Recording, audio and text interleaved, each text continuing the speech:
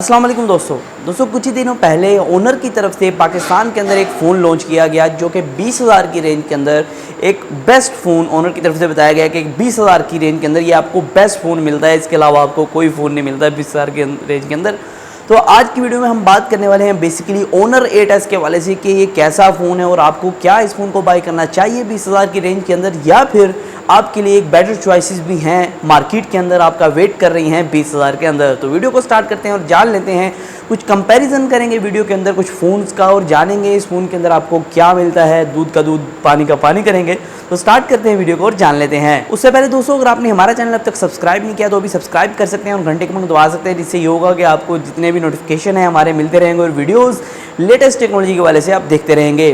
तो वीडियो को स्टार्ट करते हैं दोस्तों, पहले डिज़ाइन के वाले से बात कर लेते हैं। दोस्तों डिज़ाइन है वो काफ़ी कमाल नहीं है, लेकिन दोस्तों आपको पता ही है जो लोअर मिड रेंजर फ़ोन होते हैं वो इसी तरह के होते हैं कुछ। तो यहाँ आपको जो बिल्ड क्वालिटी है वो प्लास्टिक की मिलती है और बैक की तरफ इसका जो है एक मैट फिनिश आपको देखने को मिलती है जो कि काफ़ी आपको अच्छी ग्रिप प्रोवाइड करेगी, यही मैं कह सकता हूँ।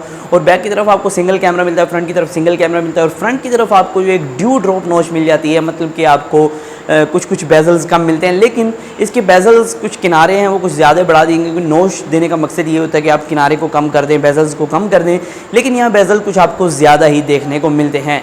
तो आगे बात करते हैं, इसका जो फ्रंट डिस्प्ले है 5.7 इंचज़ का डिस्प्ले और ये है 720p प्लस डिस्प्ले, मतलब कि आपको 1080p का डिस्प्ले नहीं मिलता है। दोस्तों आपको जो 20,000 की रेंज है इसके अंदर 1080p का डिस्प्ले तो कोई प्रोवाइड नहीं करता है, लेकिन 720p का डिस्प्ले इसका डिस्प्ले है वो मतलब कि बहुत बुरा नहीं है, बहुत काफ़ी अच्छा डिस्प्ले है। यहाँ आपको 720p प्लस रेजोल्यूशन मिल जाती है, PPI अच्छी मिल जाती है जो कि आपको काफ़ी अच्छा रिजल्ट प्रोवाइड कर देगी। दोस्तों आगे बात करें इसके इंटरनल्स की, या मसला इंटरनल्स में है बेसिकली। यहाँ जो आपको पहली बात जो इंटरनल्स में आप देखते हैं प्रोसेसर यहाँ आपको मिलता है क्वाड कोर। दोस्तों ये ऑक्टा कोर प्रोसेसर नहीं, मतलब कि आपको इसके अंदर 4 कोर्स मिलते हैं, 8 कोर्स नहीं मिलते हैं, जो कि आपको बहुत दिक्कत दे सकता है। जब आप ऐप्स चलाएंगे, 2-4 ऐप्स ओपन करेंगे तो काफ़ी आपको लैग का सामना करना पड़ेगा और आप देखेंगे आपको फ़ोन हल्का हल्का लैग हो रहा है। आप कोई भी एप्लीकेशन खोलेंगे तो ट्रांजिशन लंबी चली जाएगी, तो चली जाएगी वापस नहीं आएगी, तो इस तरह कोई मसला हो सकता है। तो जो लैगिंग है इसमें काफ़ी आने वाली, क्योंकि 2 GB रैम है और 32 GB इंटरनल स्टोरेज है। स्टोरेज का तो सीखा काफ़ी अच्छी दी गई, लेकिन रैम 2 GB होने के साथ साथ आपको क्वाड कोर प्रोसेसर मिलता है जो कि इसका एक कौन बन जाता है, बहुत ही बुरा पॉइंट बन जाता है। दोस्तों इसके अंदर आपको मीडियाटेक का 6761 प्रोसेसर मिलता है, जैसे कि मैंने आपको बताया क्वाड कोर प्रोसेसर है, और साथ ही साथ आपको पावर VR की तरफ से GPU मिलता है। दोस्तों यहाँ अगर कैमरे के वजह से बात करें, क्योंकि कैमरा तो एक फ़ोन के अंदर ज़रूरी होता है, इसका बैक कैमरा काफ़ी कमाल का है क्योंकि 13 मेगापिक्सल का सेंसर है और साथ ही साथ f1.8 के साथ आता है। तो लो लाइट कंडीशन के अंदर अच्छी फ़ोटोज़ प्रोवाइड कर देगा और आपको जो है अगर बात करते हैं सनलाइट फ़ोटोज़ की और आउटडोर फ़ोटोज़ की, काफ़ी अच्छी फ़ोटोज़ प्रोवाइड कर देगा। यहाँ दोस्तों अगर फ्रंट कैमरा की बात करें, फ्रंट कैमरा 5 मेगापिक्सल का है और f2.2 के साथ है, मतलब कि लो लाइट आपको बहुत अच्छी प्रोवाइड नहीं करने वाला है।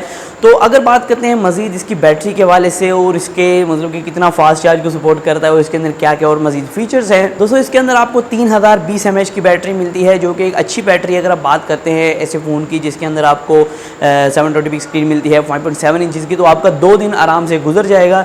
लेकिन यहाँ दोस्तों आपको इस फ़ोन के अंदर कोई भी फास्ट चार्ज का सपोर्ट नहीं मिलता है, तो आप जो है अपने फ़ोन को फास्टली चार्ज नहीं कर पाएंगे, मतलब कि आपको फ़ोन को चार्ज करने में 2-3 घंटे तो लग ही जाएंगे। ओवरऑल अगर बात करें दोस्तों इस फ़ोन के अंदर जो मेजर मसला वो यही है कि इसका जो प्रोसेसर है वो क्वाड कोर है, जिसकी वजह से मैं आपको इसको रेकमेंड नहीं करूँगा, क्योंकि यहाँ जो मार्केट के अंदर 20,000 की रेंज के अंदर बहुत अच्छे फ़ोन आ रहे हैं। यहाँ आपको Realme C2 मिल जाता है जो कि ऑक्टा कोर प्रोसेसर के साथ आता है। यहाँ दोस्तों आपको Y91C मिल जाता है वीवो की तरफ से जो कि एक ऑक्टा कोर प्रोसेसर के साथ आता है, और Y91C के अंदर आपको 4000 mAh की बैटरी मिलती है, मतलब कि बैटरी भी बड़ी मिल जाती है आपको और अच्छी परफॉर्मेंस मिल जाती है दोनों फ़ोन्स के अंदर, Realme C2 और Y91C के अंदर, जो कि आपको काफ़ी अच्छी परफॉर्मेंस प्रोवाइड कर देते हैं, लेकिन वो चीज़ आपको इस फ़ोन के अंदर नहीं मिलती है।